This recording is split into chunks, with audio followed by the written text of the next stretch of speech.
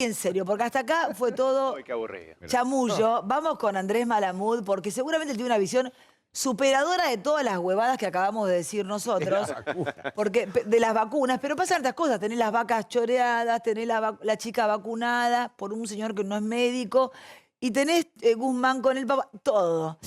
¿Cómo estás, Andrés Malamud? Gracias por estar del otro lado. Con una biblioteca de fondo ya esto nos nivela para arriba, ¿no? Después de las Nos excede. imágenes que veníamos mostrando. Hay más discos que libros, ¿eh? ¿Cómo estás, Andrés? Muy bien, Vivi. ¿Cómo estás vos? Un placer tenerte. Bueno, por suerte, como le decía Pilar Rahola el otro día, más temprano este año, así que es un placer que no tengan que estar a la madrugada esperándonos. Cuando ves todo lo que pasa en la Argentina, ¿estamos bien, mal, más o menos? ¿Te parece normal? ¿Tenemos que ir a fase 1, a fase 0, cuarentena estricta? ¿Cómo lo ves vos desde Europa, Andrés? Sacando la inflación, Argentina está siempre en mitad de la tabla. Siempre, en prácticamente todo donde nos mires, estamos en la mitad. En la Estamos mitad. mitad en casos, mitad en muertes, mitad en vacunas. No somos ni los mejores ni los peores.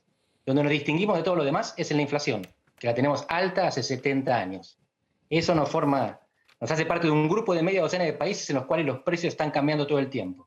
En el resto del mundo este problema había desaparecido. Ahora, Andrés, ¿y cómo es no ser ni los mejores ni los peores? Porque a veces están buenos los grises o estar a mitad de camino, pero en la Argentina es como ir de fracaso en fracaso. ¿Sería más o menos así la traducción? Bueno, lo que pasa es que tenemos la ilusión de que salimos de muy arriba y venimos cayendo desde 1930 o un poco más tarde, depende a quién le preguntes, en adelante. Nos comparamos con el pasado, parcialmente real y parcialmente imaginado. Y entonces, en ese aspecto sí, estamos bajando porque es la primera vez en la historia de Argentina que creemos que la próxima generación va a vivir peor que la actual. Y por eso hay Durísimo. gente que está pensando en irse. Y sin embargo, fíjate, los números dicen que Argentina sigue siendo un país de inmigración. Y Argentina también, sigue teniendo más de 2 millones de extranjeros viven en Argentina. Y solo 1 millón de argentinos vivimos en el exterior. ¿y sabés la cantidad Argentina de sigue trayendo políticos? más de lo que expulsa. Exacto. ¿Y sabés qué, Andrés? Un montón de políticos vienen acá, o el año pasado, y me dicen, Argentina es uno de los países más ricos del mundo. ¿Eso sigue siendo cierto o eso ya es una mentira que no nos podemos creer más? Argentina no es uno de los países, viste, dicen, tenemos todo y lo desaprovechamos. No somos más, digamos, un país o de los más ricos del mundo que tenemos todo y lo desaprovechamos. No, no somos los más ricos y tampoco somos los más pobres. Mitad de tabla. Lo que te decía antes, recursos naturales se miden per cápita. Si vos tenés los recursos naturales de Argentina con 10 millones de habitantes, sos riquísimo. Con 45 millones, sos menos rico que Australia, menos rico que Canadá, pero menos rico que Chile y que Brasil también. Ellos per cápita tienen más recursos naturales que nosotros. Así que estamos condenados a vivir de nuestro trabajo, de nuestra creatividad, de nuestra imaginación. Y no somos tan malos en eso. Argentina No. es el único país subdesarrollado que le vendió centrales nucleares a países desarrollados. Australia, a Holanda, el único. Tenemos producción de vacunas, tenemos producción de satélite, y tenemos producción de pobres y de inflación. Por eso estamos en la mitad de la tabla. Nuestro promedio es mediocre porque tenemos cosas muy buenas y cosas muy malas. No lo descubrí yo, fue la Vertuit. ¿Y por qué crees que somos de los mayores productores de pobres? Porque no encontramos la fórmula para aprovechar bien nuestros recursos, para agregarle trabajo y creatividad a las cosas que tenemos. Y porque vivimos comparándonos con el pasado en vez de generar un modelo de desarrollo para el futuro. Esto es fácil de decir, es difícil de resolver. Porque no es que haya países en el mundo que se desarrollaron porque decidieron desarrollarse. En general esto depende de tu ubicación geopolítica, dónde estás y a quién le importás. Y Argentina está lejos y le importa a pocos. Y por lo tanto depende mucho de sí misma. Y puestos en nuestras manos, hacemos lo que está a la vista.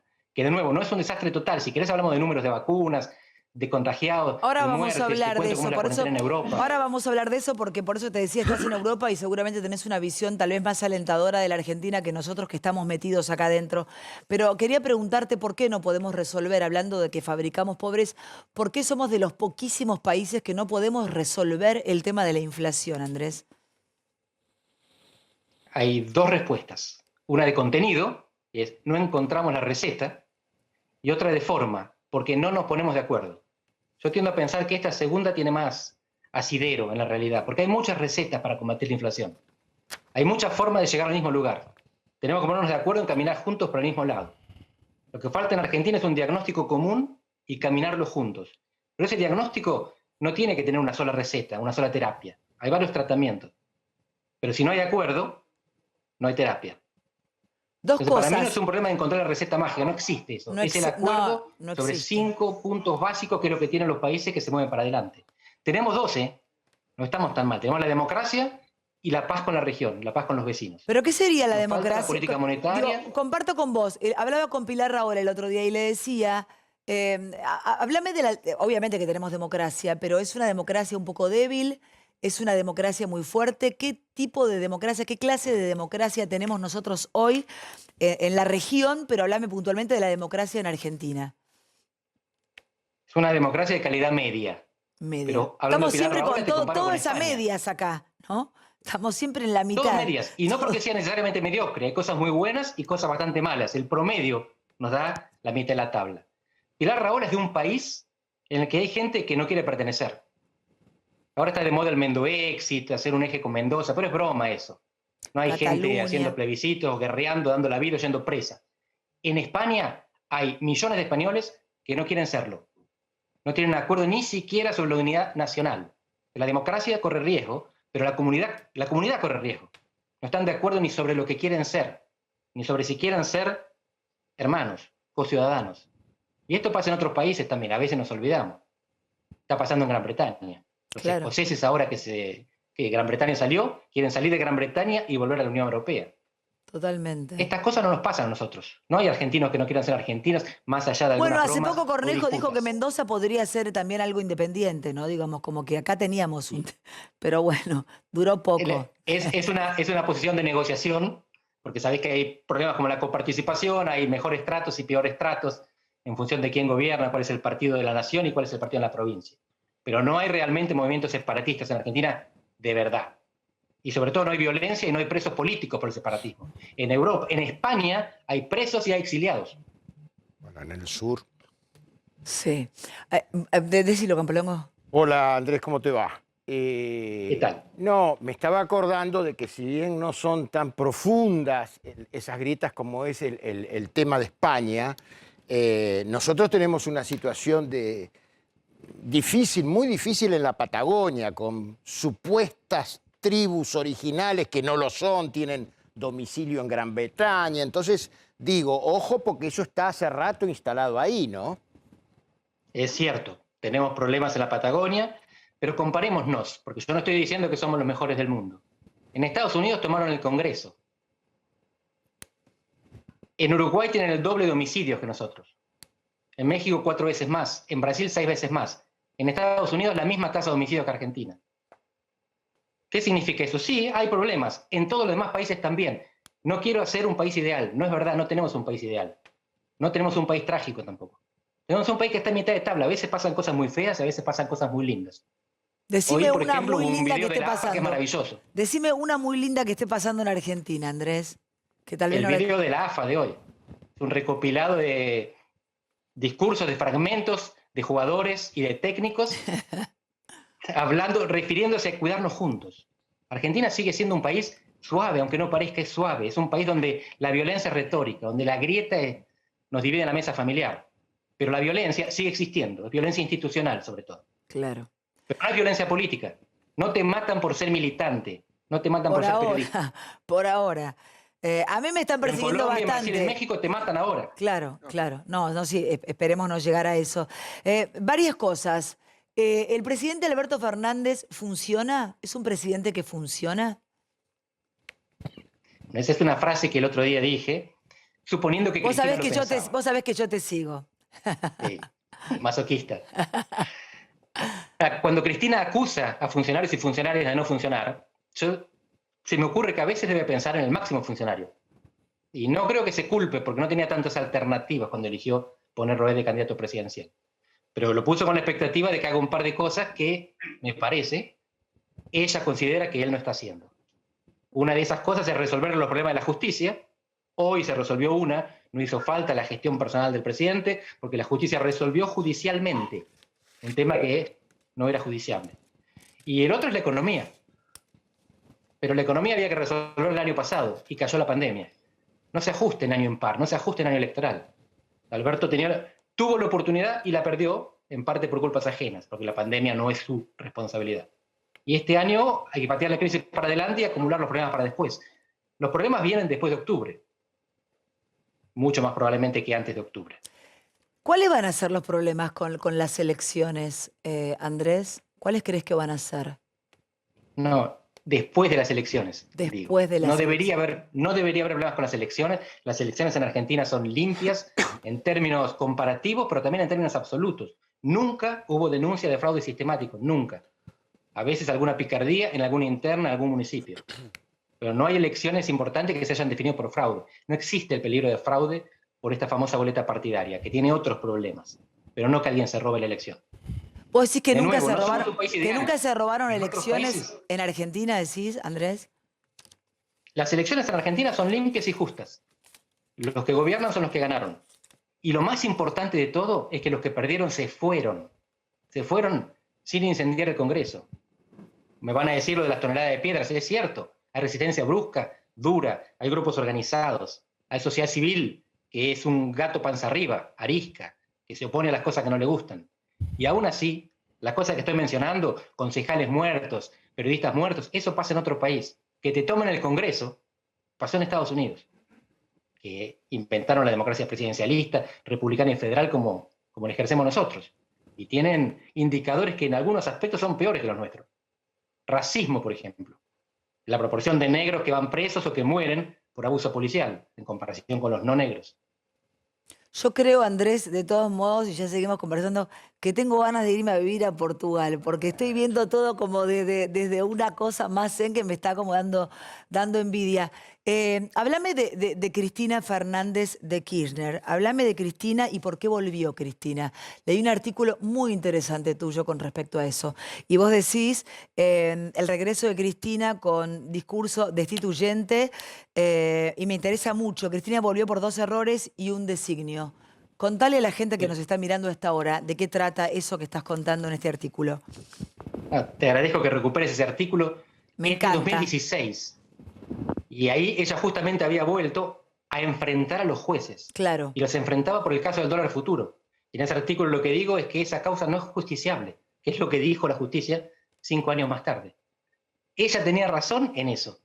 Y se toma de lo que tiene razón para aprovechar con las cosas que no tiene razón también, pero eso no me compete a mí decirlo. El problema es que cuando la oposición exagera, es como Pedro y el Lobo. Cuando digo la oposición hoy, puedo decir la oposición en el gobierno anterior. Siempre pasa lo mismo.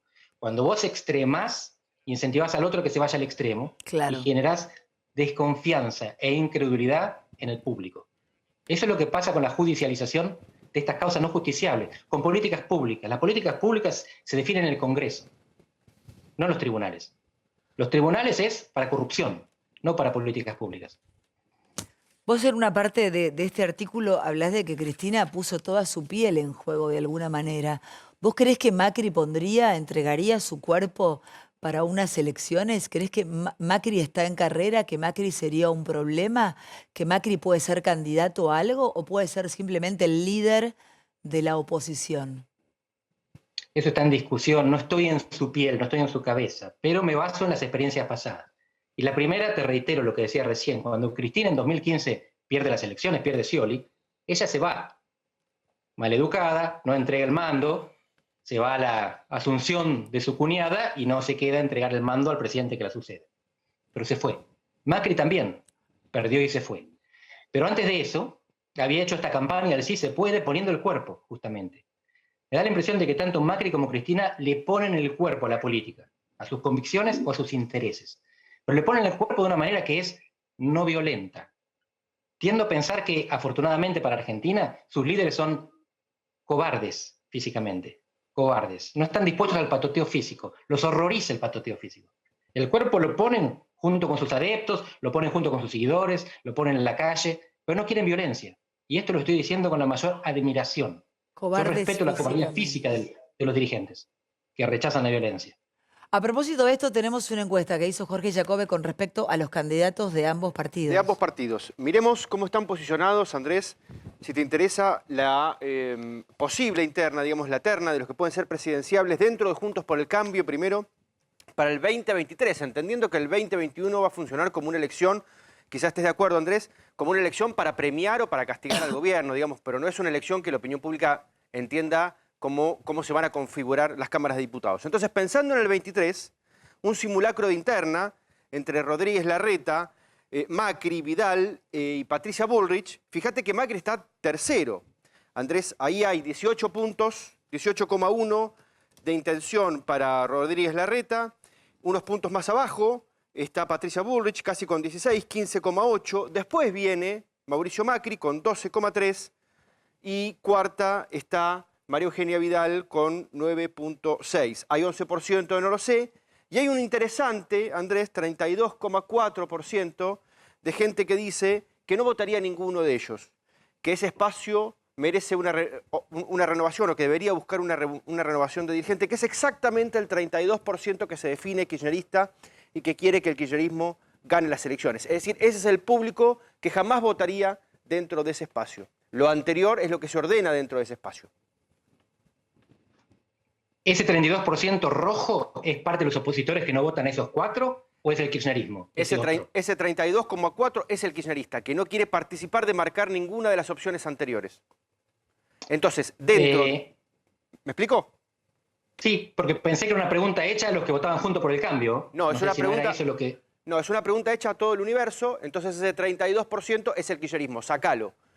El resto, que es hoy oposición, se ordenaría de esta manera de cara a la elección del 23. Vamos a tomar eso como correcto. En realidad me parece muy raro que haya más del 50% que te dan 4 candidatos del PRO. Me da la impresión de que esta encuesta está hecha para gente que quiere votar Juntos por el Cambio, y dentro de Juntos por el Cambio optan por estos. En ese caso, la porción de pizza roja son los radicales. Pero supongamos que son todos los, los argentinos los que están votando en esa encuesta. Está bien, fíjate que hay un 11% también que dice que no sabe, es decir, que no quiere votar a ninguno de los 4 de Juntos por el Cambio, que tranquilamente puede ser el tercer sector. Ahora, y me suma esto que dice Jorge, Andrés, ¿puede ser que la gente de acá al 2023 no quiera a ninguno de los supuestos candidatos que acaba de mencionar Jacobe o de los que ya existen?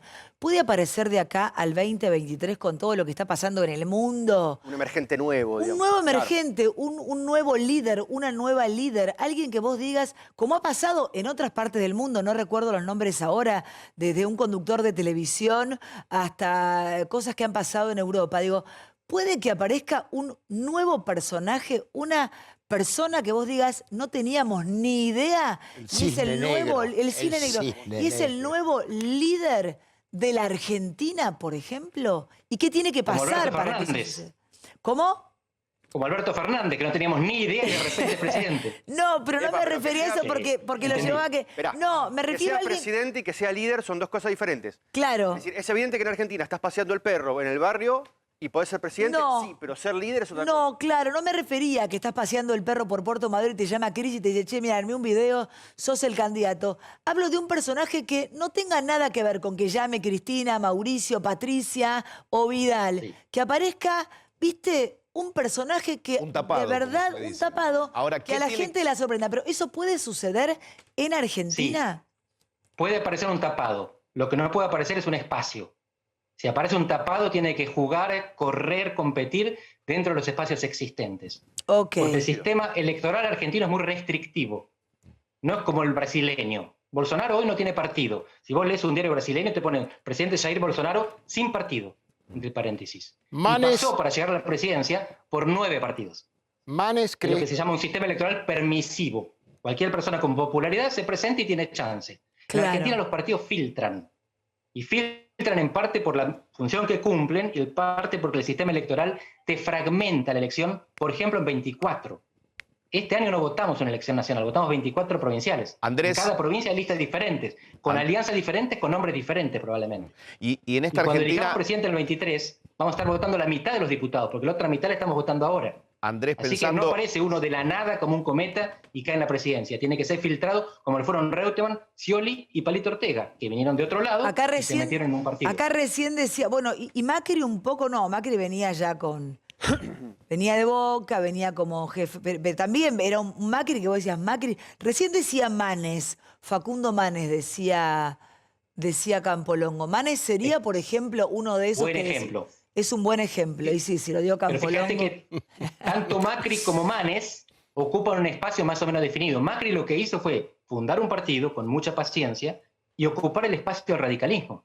No fue un tercer espacio, sustituyó al segundo. Claro. Pero como no lo sustituyó completamente, se tuvo que aliar con el segundo. Y hoy el segundo puede ser el primero, porque el radicalismo se recupera en capital y provincia, y hoy Facundo Manes podría ser candidato por la provincia de Buenos Aires. Y si María Eugenia Vidal no es candidata, el candidato mejor posicionado en la provincia de Buenos Aires por Juntos por el Cambio es Facundo Manes. En todas partes del mundo, muy bien, en todas partes del mundo los que fueron gobernadores, presidentes, bueno, vimos a Obama, a su mujer, en fin, pero viste que acá no solo hacen un libro, sino que copian la tapa, caso Macri, caso Vidal, como que hacen un libro para contar su gestión. Esto vos que vivís en Europa, ¿es habitual, es normal que hagan una pequeña autocrítica de arranque y después cuenten su, ¿no? O sea, no los volvieron a elegir y los tipos hacen un libro y te cuentan, digamos, todos sus logros. También es raro, no es que lo escribe un tipo que ganó 2 veces seguidas, que fue reelecto, no, como perdí por goleada y saco un libro y hago una pequeña autocrítica. ¿Qué quieren contarnos Macri y Vidal, más allá de que hayas leído o no sus libros, en esos libros que escribieron o que les escribieron? En Estados Unidos es más común que en Europa. Sí. Porque esto es típico de presidencialismos. Claro. Donde la política está más personalizada. Y hay básicamente 2 funciones de los libros de los expresidentes o exgobernadoras. Una es memoria y justificación. Ahí está. Porque eso queda es tu legado. Y la otra es plataforma. Esos no están jubilados. Este libro les sirve para ser candidato. Fíjate que Obama saca este libro ahora, pero sacó varios Sí, claro. antes de ser presidente. Por su plataforma. Pero Totalmente. son 2 líneas muy diferentes, Andrés. Escribir la plataforma para el próximo combate y escribir las memorias de lo que hice, digamos, tratar de jugar. ¿No? ¿Qué están escribiendo ellos 2? Yo entiendo que ambas cosas juegan con la ambigüedad. Primer tiempo, casi te diría, ni ambiguo es, porque claramente hace referencia a un segundo. Pero además No está es lo claro que me si el segundo impacta a mí, tiempo lo va a encabezar perdón que él. te interrumpa, pero por ejemplo, Macri hace un primer tiempo para ir a un supuesto segundo, pero María Eugenia Vidal, que viene de la provincia de Buenos Aires, nacida en, recordame, no, Flores. Flores, pero ¿dónde vivía? Antes de la... Ay, Bueno, vos decís Bueno, por el tema legal, electoral. A Morón, digo, ahora vive en Recoleta y se viste como una señora de Recoleta y me hace un libro con la portada de una señora de Recoleta, la que fuera gobernadora de la provincia de Buenos Aires. Háblame de criterio. Digo, háblame de... Es como cuando Cristina fue a las elecciones y se vistió con alpargatas, desde el Rolex de oro y las joyas. Digo, también hay una subestimación a la gente. Digo, si vos venís de perder por goleada en la provincia de Buenos Aires contra Axel Kicillof y te vestís de señora de Recoleta, es más, vivís en Recoleta con tu nuevo marido, y la portada es la de Michelle Obama, porque hasta el mismo color, ¿qué me querés contar? Que vos bancás a la gente de la provincia, pero que ahora vivís en Recoleta y te vestís y te peinás mejor. No entiendo el mensaje, Andrés, ayúdame como politólogo. ¿Qué le quieren comunicar a la gente o creen que la gente come vidrio? A mí eso de Vidal me llamó poderosamente la atención. De Morón Entonces, a Recoleta sin escala. Te contesto como politólogo y no como especialista en moda ni en libros. Por favor. El chiste es la provincia de Buenos Aires. El chiste. Lo que vos estás diciendo es Vidal es porteña y fue gobernadora. Lo mismo que Kicillof. Claro, lo mismo. Lo mismo que Scioli. Lo mismo que Rucauf. Felipe Solá, que nació en Recoleta y estudió en el Colegio Nacional de Buenos Aires, por lo menos hizo política en la provincia de Buenos Aires. Pero es común capaz que la que, provincia de Buenos en el Aires caso esté de gobernada por Felipe, porteños. Felipe ya era un cheto de antes, ¿viste? Como que vos, Felipe era un cheto, los tiradores, Felipe era eso. Ahora, Vidal era Morón, era la base naval donde yo me acuerdo que le decía, escuchame, levantarte un tipo que vaya a la base naval es un problemón, pero de verdad que cuando la veo digo, ¿quiénes asesoran a los políticos? Si yo soy la gobernadora de la provincia de Buenos Aires y quiero volver al ruedo, no me voy vestida de señora de Recoleta. Hace aeronáutica. Entonces, aeronáutica. Entonces me parece, ahí está, ahí la vemos. Pero digo, entonces es la parte que no entiendo. ¿A qué público van? Si realmente les importa el pueblo, si les importa la gente. Son si parte de la confusión. Si es parte de la gran confusión, porque realmente vos tenés que decir, mira, si yo fui la gobernadora de la provincia, creo, no sé, humildemente lo digo, no voy a salir vestida con el suétercito y la camisita con el puño de raso o de seda, porque vengo de la provincia de Buenos Aires y Kicillof, que podemos discutir lo que está haciendo Kicillof ahora, digo, le ganó. Entonces, nos quieren mostrar lo que no son, creyendo que la gente no se da cuenta.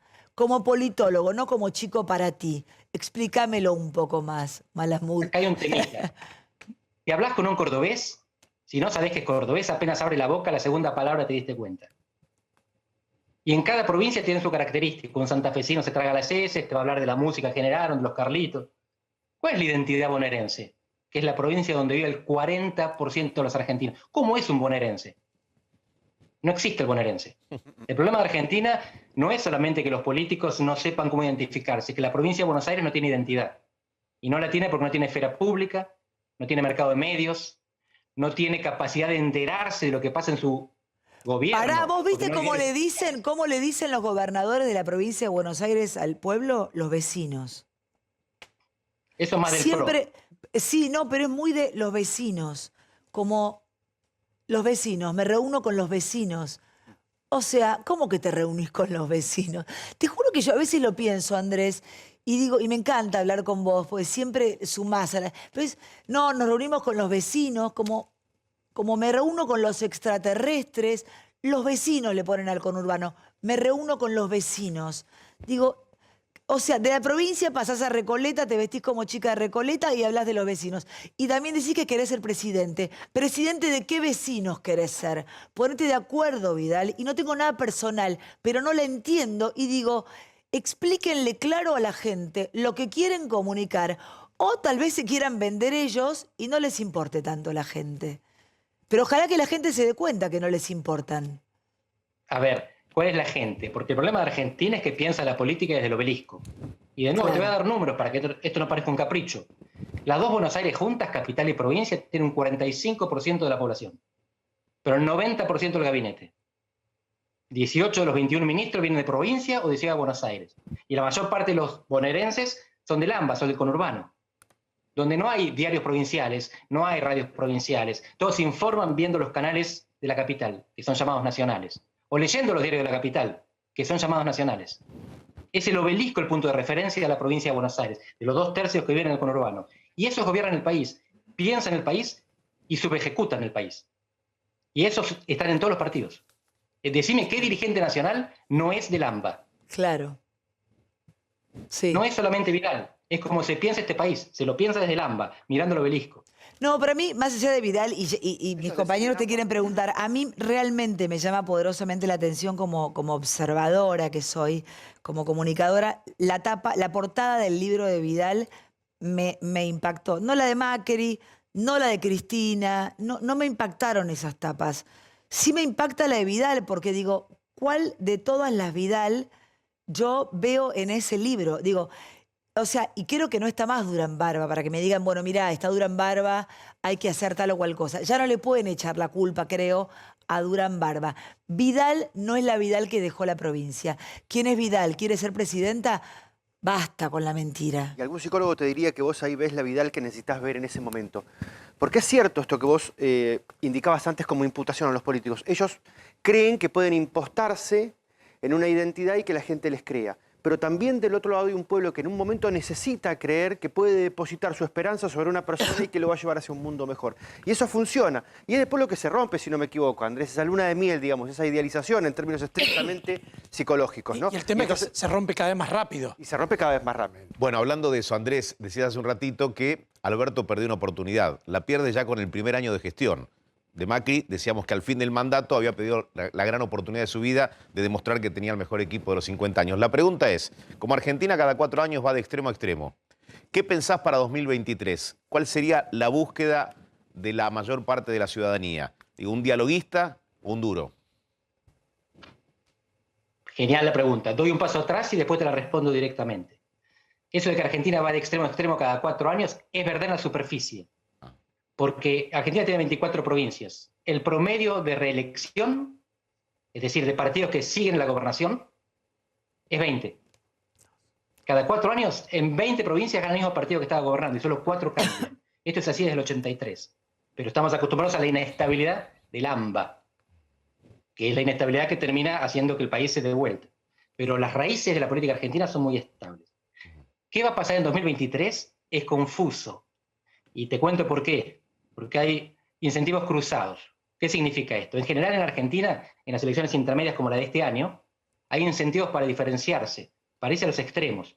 Porque el voto es barato. Si te equivocás no perdés nada. Metés un diputado que no era muy bueno. Pero el 2023 en la presidencial, el voto es más caro, porque si te equivocás, te tenés que bancar un mal presidente 4 años. Así que la gente en las presidenciales elige mejor. Y eso significa correrse al centro. Y los partidos van hacia el centro porque ahí los votos valen el doble. Cada voto que vos agarrás no solo lo ganás vos, se lo robás al opositor. En esta elección, 21, tienden los extremos a crecer. En el 23 tienden a decrecer.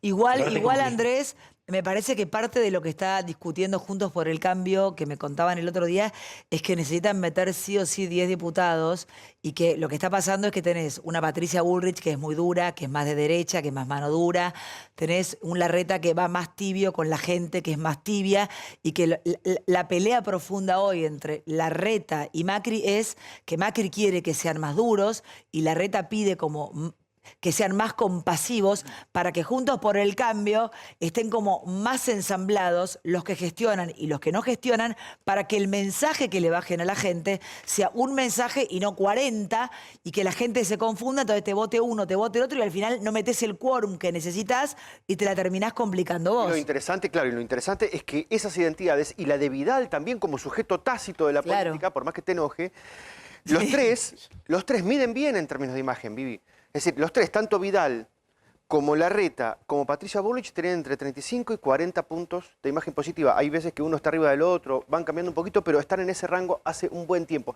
Eso quiere decir que hay una sociedad que los está esperando a los tres a ver qué es lo que va a necesitar en el 23. Yo creo, respecto a lo que decía Andrés... Igual digo, vuelvo a la pregunta anterior, ellos están esperando el 2023 y lo que yo me pregunto, que era lo que decía Bataglia, es que tal vez están esperando tanto el 2023, están especulando tanto con el 2023, que en el 2023 te aparece uno que te la pone de una y sabés qué decís, y bueno, flaco, especulaste tanto con el 2023, porque la verdad, Vidal saca un libro, no tengo nada personal con Vidal, pero Vidal te saca un libro ahora, que ahí la estamos viendo, viste Vidal, yo prefiero la Vidal del poncho, del chopón, ahí, viste, comiéndose un chori con la gente, que esta Vidal que no sé quién es, pero digo, en el medio están pensando en ellos, y de acá, parece una cantante de jazz, Vidal, ponele, No, por ahí la verdad. Stone, no sé. Por ahí la verdadera Vidal. No, pero vos le sacás Vidal y decís, bueno, es una cantante folk. Lo que quiero decir es, ellos están cuidándose tanto el trasero, Andrés, digo, ellos y son todos. Para el 2023, subestimando al pueblo, que no saben que de acá al 2023 van a pasar tantas cosas, porque en el mundo están pasando, y Peretta coincide, de verdad, que tal vez saques un libro, un disco, un long play o lo que quieras, estás especulando tanto con tu ego que tal vez la gente te diga, ¿sabes qué? Yo te quiero en la cancha ahora. El 2023 es una vida para mí, para mi hijo, para mi laburo, para mi comida y para mi laburo. Especulan tanto que no sé cómo van a llegar. Eso le pasó a los que le ganaron al kirchnerismo en la provincia de Buenos Aires. En el 2009, en la provincia de Buenos Aires, le ganó, en el 2009 estoy hablando, en el 2009 le ganó Narváez. a Néstor Kirchner, un supermercadista colombiano, que quiso reformar quiso reformar la Constitución para ser presidente. Porque no podías. Y la gente dijo, flaco, ¿sabes qué? Ya te usé. A Massa le pasó lo mismo. Y así sucede, ¿no? Viviana, es muy interesante lo que vos referís con respecto a Vidal. El punto es, ¿cuál es la verdadera Vidal? La que come un choripán como un acto metafórico de demagogia, o la que aparece la chica bien de Recoleta en la tapa del libro. Ese es el punto a debatir. cuál es la verdadera Vidal. Y la gente creo que hace ese análisis. Pero yo le quería preguntar a Andrés, él dijo algo que es muy... ¿Cómo me las gusta, ideas. perdón, una cosa, cómo me gusta hablar con Andrés Malamud, soy fan. Sí, nos provoca Juan, Por mucho. favor. No, sí. Y las ideas también sería bueno si Sin podemos, duda. Sí, podemos pistear un tirar, poquito, ¿no? Un No, poquito. Andrés dijo algo muy interesante. Habló de trabajo y creatividad. Dijo que en la Argentina se necesita más trabajo y más creatividad. Yo le pregunto a Andrés, ¿no hace falta industrializar también el país? Que es un proceso que nos va a llevar de 50, 60 o 70 años. Pero me parece que al trabajo y a la creatividad hay que agregarle la industrialización. ¿Qué opinas, Andrés, de esto? Depende cómo definas industrialización. Y para mí se divide en tres Importar sectores. bienes de El primario, capital. Es que la industria en buena parte de los países ocupa el 20% del PBI. La mayor parte del PBI ahora es construido a partir del conocimiento.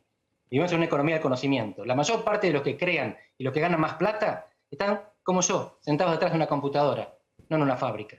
Y cada vez más son los robots los que se dedican a hacer el trabajo físico, duro, manual y repetitivo. Entonces, por supuesto que hay que construir cosas sólidas porque precisamos autos.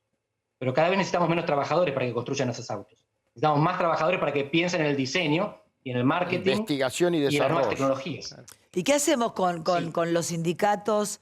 ¿Qué hacemos con los gordos? ¿Qué hacemos con toda esa gente que vive de eso? ¿Qué hacemos, Vivi, con esta idea de que el mundo produce cada vez más bienes con menos trabajo? Entonces hay que repensar la idea de la distribución de la No, riqueza. claro, pero yo porque pensaba el trabajo recién- era un criterio. Pero para pensaba en decidir. lo que decía él y pensaba en Mercado Libre, en Galperín, pensaba en todos los que ya se fueron, los Grobocopates, o sea, pensaba en todos los que ya se están yendo, que son muchas, y los que se van a ir. Entonces pienso, ¿qué pasa con los sindicatos? ¿Qué pasa con los gordos? ¿Qué pasa con esa gente, con los Moyano? Con esa gente que supuestamente te defiende al laburante, que además son todos ricos, ¿no? Defienden un laburante cada vez más Bueno, pobre. el problema es qué hacer con los trabajadores que van quedando desplazados por la innovación, por la nueva tecnología. ¿Se está A los pensando en trabajadores eso? hay que reentrenarlos, hay que reformarlos para que puedan encontrar nuevos trabajos, algunos que todavía no existen, trabajos que todavía no existen. Claro. La mayor parte de los chicos que están en la universidad ahora va a trabajar en empleos que no existen, que no fueron creados. Nuestros hijos no Hay que tienen darles claro, nuestros hijos adaptabilidad. no saben de qué van a Y trabajar. la en segunda 20 es, a los que no consiguen reentrenarse, no consiguen readaptarse o reinsertarse, hay que mantenerlos. Porque en esta sociedad en la que le expropiamos a la gente la capacidad de cazar y de cultivar sus propias verduras, porque nadie tiene tierra suficiente como para eso, si vos le sacás la posibilidad de crear su propia comida, se la tenés que dar. O sea, hay que darle la posibilidad a la gente de que se prepare para trabajos que todavía no existen y a los que no van a encontrar ese trabajo, mientras tanto o para siempre, sostenerlos. Esto es lo que se hace en todas las sociedades que funcionan. Y mientras tanto tenés que negociar, porque los gordos están ahí, nos guste o no, porque alguien los eligió. Claro. Porque hay un sistema. Los gordos, los Moyano, digo, los Perdón, Moyano. de- La después de gente que estos labura gordos, para Andrés. Moyano mata por Moyano. Pero digo, después de estos gordos vienen otros gordos, ¿hay renovación? ¿Vienen flacos, vienen gordos o no viene No, nada? digo, o un poder que le delegan. pero se van- los Pero esta que dice hoy que son vienen. Claro, poderosos. ¿son los gordos, son los flacos? ¿Quiénes son? ¿Quiénes van a ocupar el lugar de los gordos, de los Moyanos? O sea, en un mundo que va a cambiar, en una Argentina que se tiene que transformar. Pará, Vivi, porque lo que está diciendo Andrés es más interesante todavía. Él está diciendo que se van a ir quedando sin cliente, no importa lo que venga. Se van quedando. Digo, hoy el peronismo, para ver si pincho un poco a Campolongo, hoy el No me peronismo pinches. sería el partido de las computadoras. No, ¿Qué pasa el sí, partido de los es- trabajadores que producen bienes? Es muy interesante. ¿Cómo lo Todo resolvés? lo que ustedes... Pinchemos- Yo te hablo, pinchemos a Campolongo. década del Pinchemos 70, a Campolongo. Unión Obrera Metalúrgica, se hablaba de la patria metalúrgica en aquel entonces, Andrés no había nacido todavía, pero el tema es que tenía casi 700.000 afiliados, hoy tiene 200.000, ¿me entendés? Claro. Entonces, pero esto perturba muchas cosas, los modos de producción. La sociedad industrial ligaba, vinculaba a una sociedad, había un centro ahí en el trabajo. Ahora con lo que está planteando Andrés es esa... Les es robo así, un segundo que tenemos una información de último momento. Seguimos conversando con Andrés Malamud. Poneme el urgente cuando quieras y el señor Bataglia se va a ocupar de contarnos esta información de último momento por la pantalla de A24. Señor Eduardo Bataglia. Atención, información de último momento. Ordenan excarcelar a José López, el hombre de los bolsos. Definición de la justicia de estas últimas horas es en la causa por los bolsos de General Rodríguez. Y hay más con Dragani. Dragani, ¿qué Sí, quiere decir esto José mientras escucha López, Malamud? Sí. El fiscal federal Miguel Ángel Osorio había recepcionado el pedido escarcelatorio del abogado defensor de José López. Recordemos que José López está condenado a 6 años de prisión. Es por enriquecimiento ilícito. Por enriquecimiento ilícito, el Tribunal Oral Federal número 1 lo había condenado. Llevaba cumpliendo una condena de 4 años y 10 meses. Como su condena no estaba firme, el artículo 317 del Código Procesal, al no estar firme, ya estaría en beneficio de gozar de la libertad condicional. Al no tener su condena firme, le otorgaron este beneficio escarcelatorio a cambio de una caución real o fianza, como se dice habitualmente, por $1 millón. Ahora, hago esta pregunta y se la hago a Malamud. Digamos la verdad, uno ve las imágenes, sinceramente uno dice, ¿cómo este señor es o fue excarcelado? También eso es la Argentina. No sé qué pensás vos, Andrés, de esto, pero al Gil que está en la casa mirando, diciendo, me van a encerrar 3 semanas, ¿por qué lo excarcelan? No, el punto es el siguiente.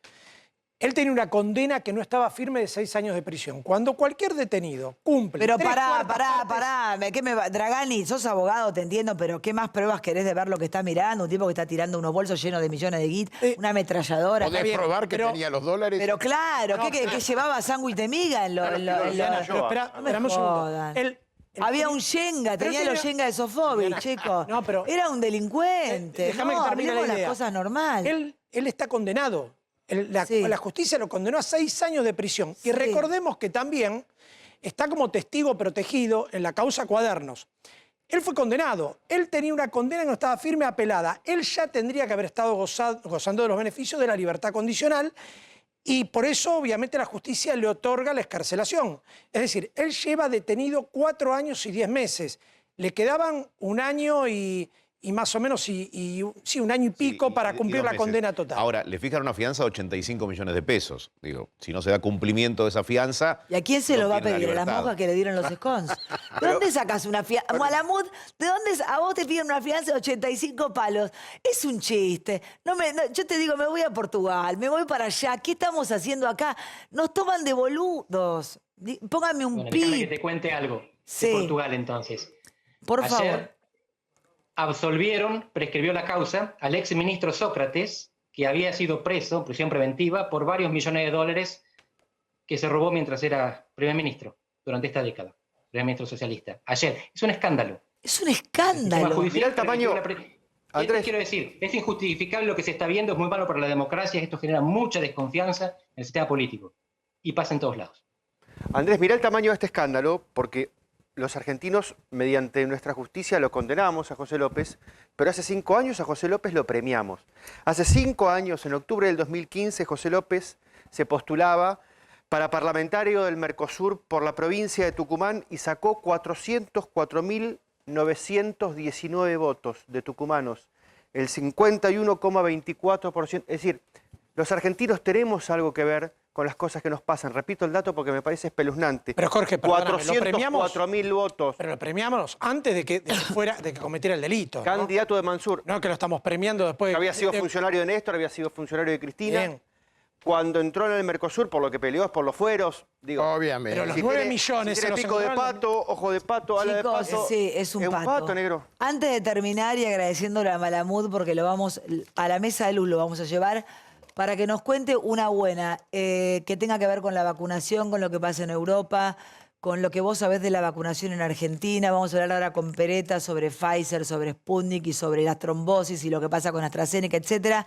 Pero al comienzo decías algo como más favorable con Argentina y me gustaría cerrar con algo bastante más positivo de esto que venimos conversando, Andrés. Europa y Argentina. Más positivo en el sentido de mal de muchos. Sí. Si vos googleás vaccine fiasco, fiasco de las vacunas, todas las entradas son de la Unión Europea.